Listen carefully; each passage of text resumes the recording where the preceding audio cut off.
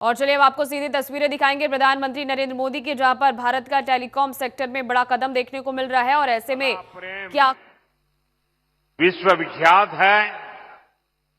मैं आप सबकी इस भेंट सौगात को स्वीकार करता हूं और मेरे एसपीजी के साथियों को कहता हूं कि वो सारी चीजें आपसे कलेक्ट कर लें। आप अगर पीछे अपना नाम पता लिखेंगे तो मेरी तरफ से चिट्ठी जरूर मिलेगी आपको। उधर भी पीछे कोई एक बच्चा कुछ लेकर के खड़ा है, उसके हाथ दुख जाएंगे, कब से कोई हाथ में लेके, वो भी जरा कलेक्ट कर लीजिए भाई, कोई मदद कीजिए उनको। अगर आपने पीछे अपना नाम लिखा है तो मैं आपको जरूर चिट्ठी लिखूंगा। मैं आपके इस प्यार के लिए, इस कलाकृति को तैयार करने के लिए आप सब युवकों का, युवतियों का, छोटे छोटे बालकों का हृदय से आभार व्यक्त करता हूं। मंच पर उपस्थित ओडिशा के राज्यपाल श्रीमान हरिबाबू जी, यहां के लोकप्रिय और कर्मठ मुख्यमंत्री मोहन चरण जी, केंद्रीय मंत्रिमंडल में मेरे सहयोगी जुएल ओराम जी, डिप्टी सीएम प्रभाती परिडा जी, कनकवर्धन सिंह देव जी, संसद में मेरे साथी बैजयंत पांडा जी, प्रदीप पुरोहित जी, उड़ीसा भाजपा के अध्यक्ष मनमोहन सामल जी, मंच पर विराजमान अन्य महानुभाव, आज के इस कार्यक्रम में हमारे देश के कई केंद्रीय मंत्री और कई मुख्यमंत्री अलग अलग स्थानों पर लाखों लोगों को साथ लेकर के हमारे साथ जुड़े हुए हैं। मैं उन सभी का भी अभिनंदन करता हूं और यहां झारसुगुड़ा के मेरे भाई बहनों को आदरपूर्वक प्रणाम करता हूं।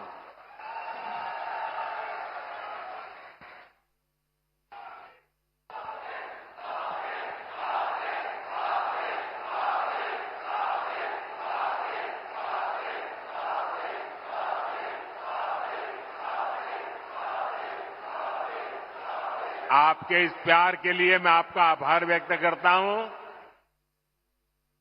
एठी उपस्थितो समस्त मान्यगण्यों व्यक्ति मानंको मोर जुहार।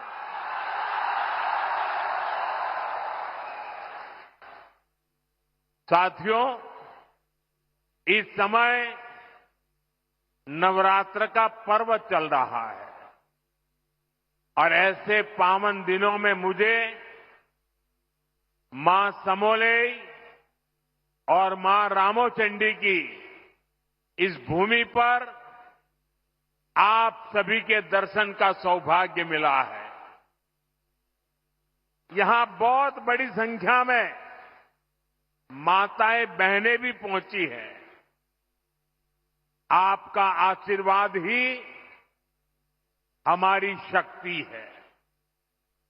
मैं आप सभी जनता जनार्दन को नमन करता हूं। भाइयों और बहनों, 1.5 साल पहले विधानसभा चुनाव के समय ओडिशा के आप लोगों ने एक नए संकल्प के साथ आगे बढ़ने का प्रण लिया था। ये संकल्प था विकसित ओडिशा, और आज हम देख रहे हैं ओडिशा डबल इंजन की रफ्तार से आगे बढ़ने लगा है।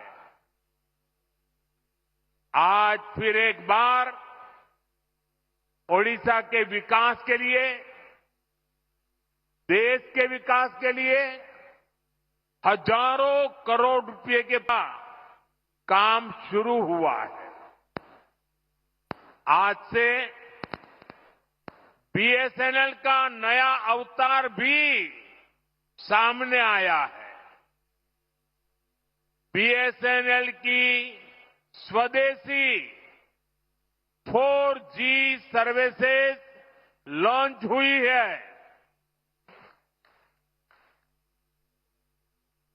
देश के अनेक राज्यों में आईआईटी के विस्तार का काम भी आज से शुरू हो रहा है। इसके अलावा ओडिशा में शिक्षा, कौशल और कनेक्टिविटी से जुड़े अनेक प्रोजेक्ट्स का शिलान्यास और लोकार्पण भी हुआ है। थोड़ी देर पहले ही बरहमपुर से सूरत के लिए आधुनिक अमृत भारत ट्रेन को हरी झंडी दिखाई गई है। और आप भी जानते हैं कि सूरत के साथ आपका जुड़ना कितना महत्वपूर्ण है। इस क्षेत्र का कोई गांव ऐसा नहीं होगा कि जहां के लोग सूरत में न रहते हो। और कुछ लोग कहते हैं कि पश्चिम बंगाल में जितने उड़िया लोग हैं, उसके बाद सबसे ज्यादा उड़िया लोग गुजरात में रहते हैं, सूरत में रहते हैं। आज उनके लिए ये सीधी रेल सेवा शुरू हुई है। विकास के इन सारे कार्यों के लिए मैं आप सभी लोगों को, ओडिशा वासियों को बहुत बहुत बधाई देता हूं। और आज सूरत में हमारे रेल मंत्री भी इसी कार्यक्रम में उपस्थित है। वहां सभी उड़िया बंधु वहां इकट्ठे हुए हैं। साथियों, भाजपा सरकार गरीब की सेवा करने वाली, गरीब को सशक्त करने वाली सरकार है। हमारा बहुत जोर गरीबों को, दलितों को, पिछड़ों को, आदिवासियों को मूल सुविधाएं पहुंचाने पर है। आज इस कार्यक्रम में भी हम इसके साक्षी बन रहे हैं। मुझे अभी यहां अंत्योदय गृह योजना के लाभार्थियों को स्वीकृति पत्र सौंपने का अवसर मिला। जब एक गरीब परिवार को पक्का घर मिलता है तो वर्तमान ही नहीं, भावी पीढ़ियों का जीवन भी आसान हो जाता है। हमारी सरकार अभी तक देश में 4 करोड़ से अधिक गरीब परिवारों को पक्का घर दे चुकी है। ओडिशा में भी हजारों घर बनाने का काम तेजी से चल रहा है। इसके लिए हमारे मुख्यमंत्री मोहन जी और उनकी टीम प्रशंसनीय कार्य कर रही है। आज भी करीब 50,000 परिवारों को नए घरों की स्वीकृति मिली है। पीएम जनमन योजना के तहत भी उड़ीसा में आदिवासी परिवारों के लिए 40,000 से अधिक घर स्वीकृत किए गए हैं। यानी आदिवासियों में भी जो अति पिछड़े हैं, उनका एक बहुत बड़ा सपना आज पूरा होने जा रहा है। मैं अपने सभी लाभार्थी भाई बहनों को अपनी मंगल कामनाएं देता हूं।